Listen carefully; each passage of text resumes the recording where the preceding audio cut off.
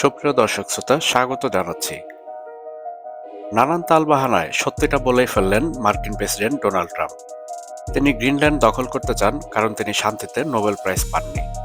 আজকের ভিডিওতে আমরা পুরো বিষয়টি তুলে ধরার চেষ্টা করছি, তাই ভিডিওটিতে একটি লাইক দিয়ে আমাদের সাথেই থাকুন।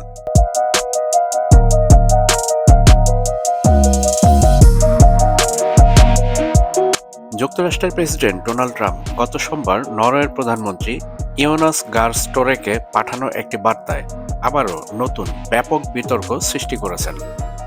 বার্তাটি আন্তর্জাতিকভাবে আলোচনার কেন্দ্রবিন্দুতে চলে এসেছে, কারণ এতে তিনি তার আগ্রাসী গ্রিনল্যান্ড নীতিকে যুক্ত করেছেন নোবেল শান্তি পুরস্কার না পাওয়ার সঙ্গে, যা নরওয়ের আবেগনির্ভর রাজনৈতিক ও কূটনৈতিক পরিস্থিতিতে আসন্ন নতুন উত্তেজনা সৃষ্টি করেছে। ট্রাম্পের কাছ থেকে পাওয়া বার্তায় বলা হয়েছে, আপনার দেশ আমাকে নোবেল শান্তি পুরস্কার দেয়নি, সেই কারণে আমি শুধু শান্তির কথা ভাবতে বাধ্য নই। যদিও শান্তি সবসময় আমি অগ্রাধিকার দেব, কিন্তু এখন আমেরিকার জন্য যা ঠিক এবং সঠিক তা ভাবতে পারি। বিশ্ব নিরাপদ তখনই হবে যদি আমেরিকার সম্পূর্ণ এবং সর্বাত্মক নিয়ন্ত্রণ গ্রিনল্যান্ডে থাকে। ট্রাম্পের বার্তাটির এই বক্তব্য বিশ্ব রাজনীতিতে বিরক্তিকর রূপ নেয়, এবং তা শুধু কূটনৈতিক ভাষায় সীমাবদ্ধ থাকেনি, বরং ট্রাম্পের নীতির উদ্দেশ্য যুক্তরাষ্ট্রের ভূ রাজনৈতিক স্বার্থ ও উত্তর মেরু অঞ্চলের নিরাপত্তা বৃদ্ধির চ্যালেঞ্জ হিসেবে দেখা হচ্ছে। ট্রাম্প তার বার্তায় স্পষ্টভাবে দাবি করেছেন যে তিনি আর শুধুমাত্র শান্তির দিকে মনোযোগী নন, কারণ তিনি নোবেল শান্তি পুরস্কার পাননি, এবং এর ফলে তার নীতি পরিবর্তিত হয়েছে। তিনি বার্তায় বলেন, শান্তি সবসময় গুরুত্বপূর্ণ থাকলেও এখন তিনি তার দেশের সর্বোত্তম স্বার্থ বিবেচনা করে সিদ্ধান্ত নিতে পারবেন। এটি এমন এক কূটনৈতিক পন্থা যা সরাসরি নরওয়ের উপর চাপ প্রদর্শন করে এবং একই সঙ্গে ডেনমার্কের উপর গ্রিনল্যান্ডের ভবিষ্যৎ নিয়ন্ত্রণ নিয়ে যুক্তরাষ্ট্রের দাবিকে জোরদার করে।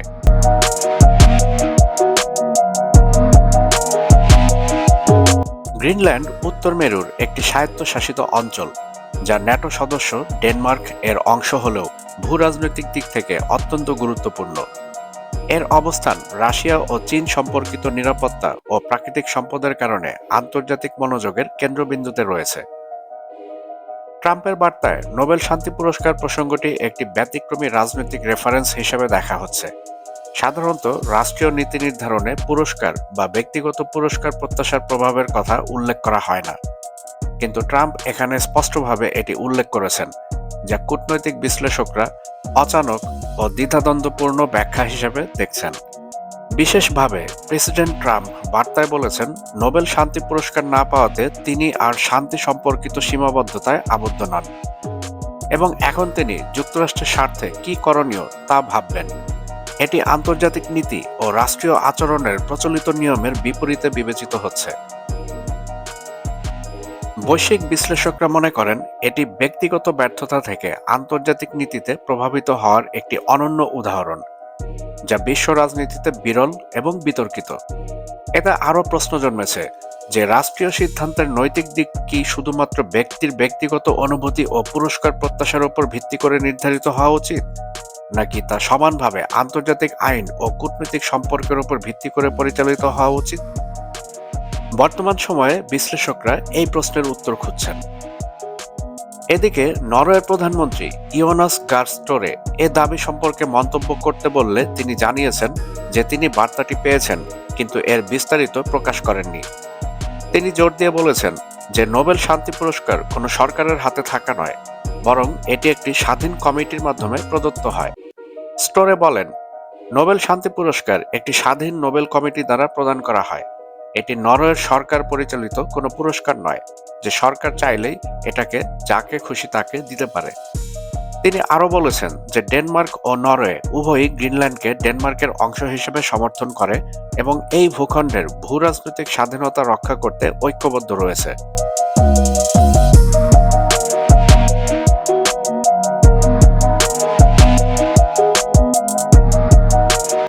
গ্রিনল্যান্ডের প্রধানমন্ত্রী জেন্স ফ্রেডেরিক নিলসেন ইতিমধ্যেই ইউরোপীয় বিরোধের মুখোমুখি হয়ে বলেছেন যে মার্কিন ট্যারিফ ভিত্তিক হুমকি কোনো অবস্থাতেই পরিবর্তন আনার মতো পর্যাপ্ত নয়।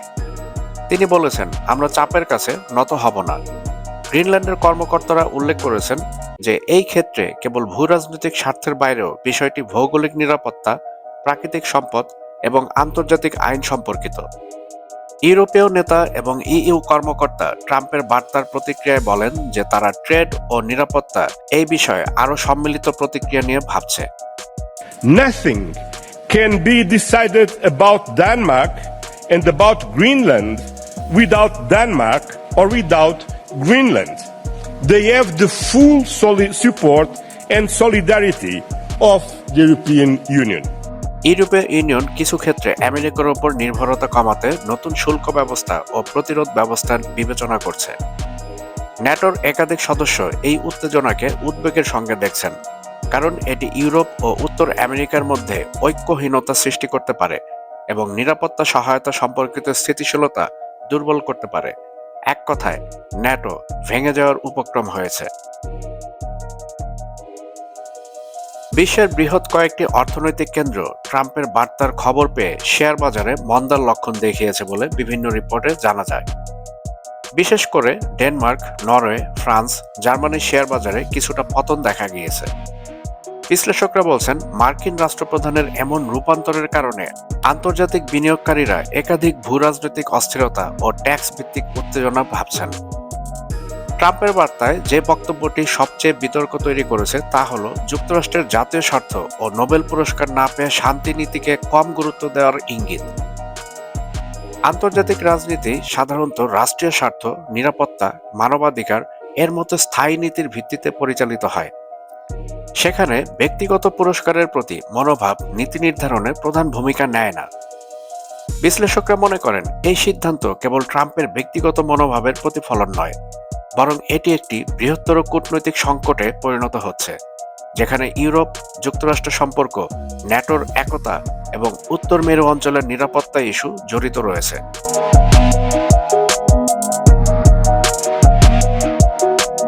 ট্রাম্পের বার্তাটি ইতিমধ্যেই আন্তর্জাতিক রাজনীতিতে বিশাল ধাক্কা সৃষ্টি করেছে। নরওয়ে, ডেনমার্ক ও ইউরোপীয় ইউনিয়ন এই ইস্যুতে যুক্তরাষ্ট্রের বক্তব্য বিবেচনা করছে এবং প্রতিক্রিয়া জানাচ্ছে। বর্তমানে গ্রিনল্যান্ডের ভবিষ্যৎ নিয়ন্ত্রণ, কূটনৈতিক সম্পর্ক, আন্তর্জাতিক আইন এবং বিশ্ব নিরাপত্তা কাঠামোতে গুরুত্বপূর্ণ প্রশ্ন উঠেছে। এই বিতর্ক ভবিষ্যতে আরও কি মোড় নেবে তা সময়ই বলবে। তবে এই ঘটনা প্রমাণ করে যে আন্তর্জাতিক রাজনীতিতে কখনো কখনো ব্যক্তিগত প্রত্যাশা ও রাষ্ট্রীয় নীতি জটিলভাবে যুক্ত হতে পারে, যার ফলে বৈশ্বিক কূটনৈতিক পরিসর প্রভাবিত হয়।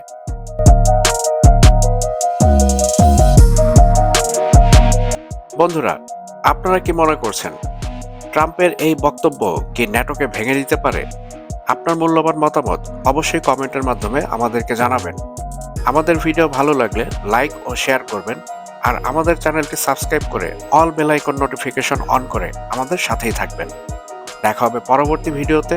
ততক্ষণ পর্যন্ত সবাই ভালো থাকবেন, সুস্থ থাকবেন, বাংলাদেশকে ভালোবাসবেন।